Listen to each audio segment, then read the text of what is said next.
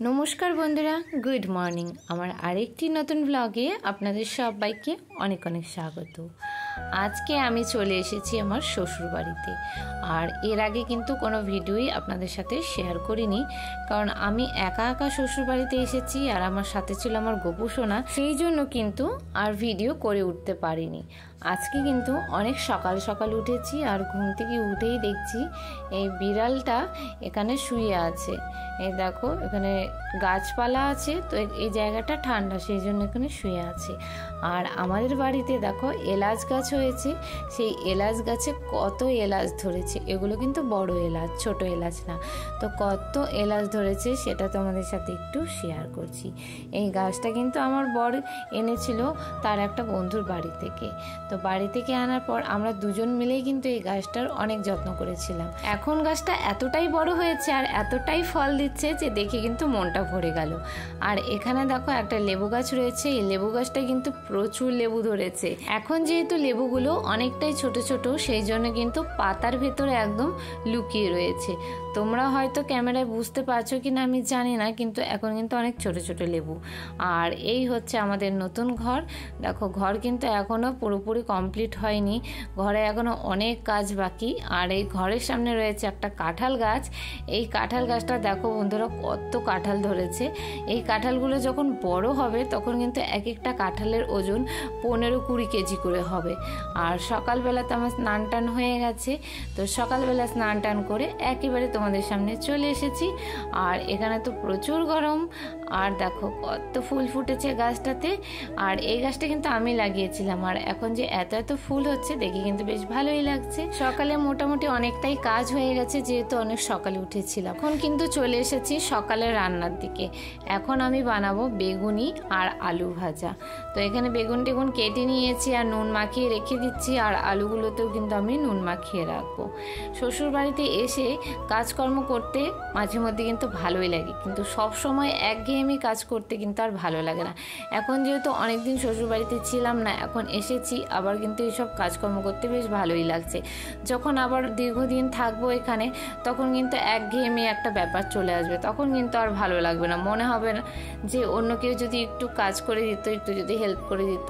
গরম গরম বেগুনি ভাজা আমার রেডি। কে কি খাবে চলে এসো। সকালের আজকে খাবার হচ্ছে বেগুনি ভাজা, আলু ভাজা বসিয়েছি, এখন আলু ভাজা হচ্ছে। আর হচ্ছে আজকে পান্তা ভাত খাওয়া হবে সকালে। টেস্টি টেস্টি বেগুনি, ইয়ামি ইয়ামি। বাইরে এতটাই রোদ যে ঘরের ভেতরে থাকতে পারছে না, বাইরে তো থাকাই যাবে না। আর আমি যে ঘরে আছি সেই ঘরে তো একদমই টিকতে পারছি না, কারণ এটা হলো পলিথিনের ঘর। এখানে আমি বেগুনি আর আলু ভাজা ভাজতে ভাজতে মানে এতটাই ঘেমে স্নান হয়ে গেছি, তোমাদেরকে বলে বোঝাতে পারবো না। তো সেই জন্য কিন্তু আজকে আমি দেখো পান্তা ভাত খাবো সকালবেলায়। এখানে বেগুনি আর আলু ভাজা দিয়ে খাবো পান্তা ভাত, কারণ গরমে কিন্তু অতিষ্ঠ হয়ে যাচ্ছি, তো সেই জন্যই পান্তা ভাতটা খাবো। আর এখন আমি দেখো দুপুরবেলা রেডি হয়ে গেছি। আজকে দুপুরে কিন্তু আমাদের বাড়িতে রান্না বান্না কিছু হবে না। তো এখন রেডি হয়ে আমি আর আমার শাশুড়ি মা যাচ্ছি। আমাদের বাড়ির পাশে একটা পুজো হয়েছে, সন্তোষী মায়ের পুজো।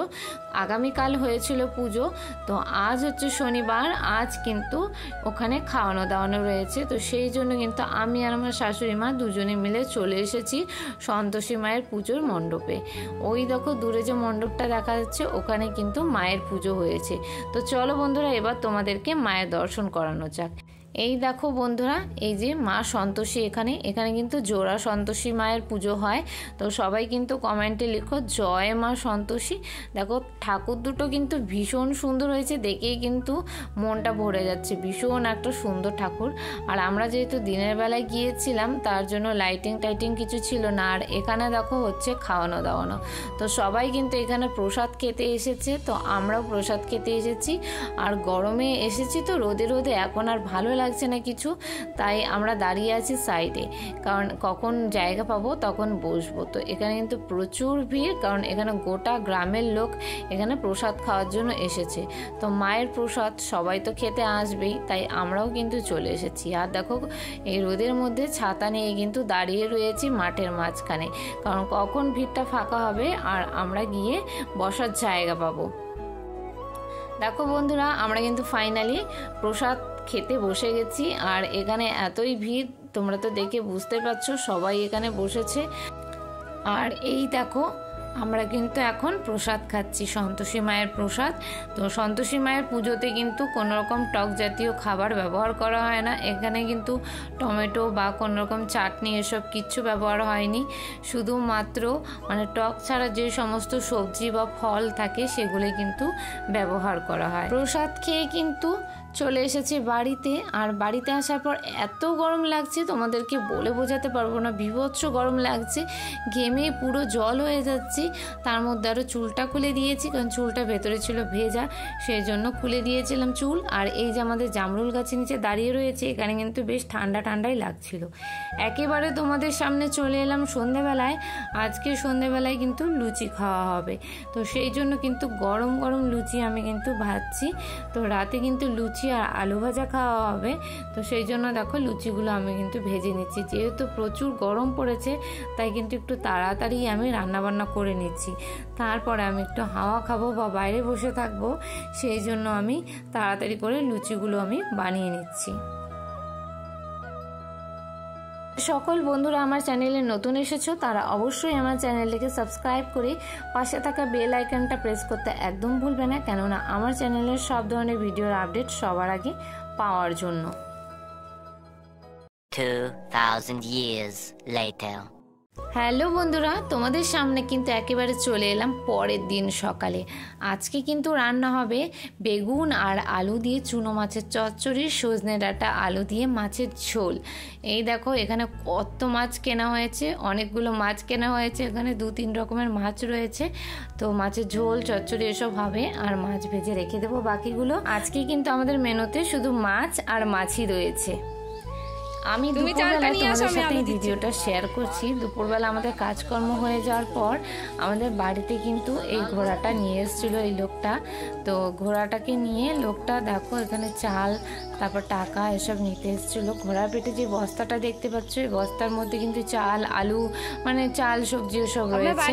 তো ঘোড়াটা এসছে, তো আমি একটু লোকটাকে বলে কিন্তু এখানে ঘোড়ার ভিডিও বানাচ্ছিলাম।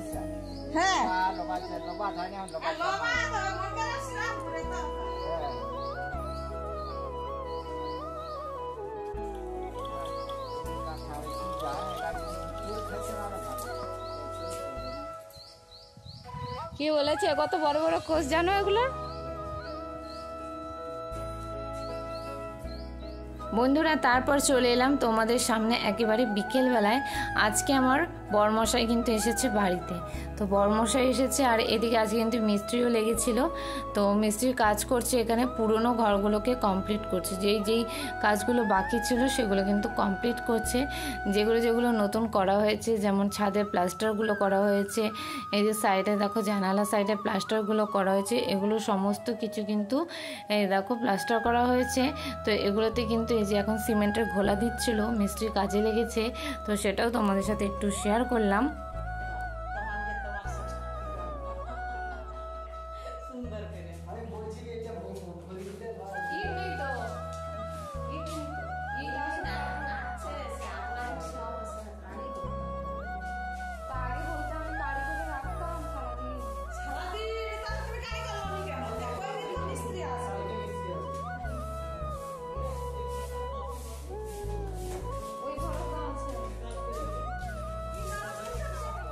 তারপর সন্ধেবেলায় দেখো আমি কিন্তু চলে এলাম তোমাদের সামনে। এখন দেখো আমি একটা তরমুজ কেটেছি।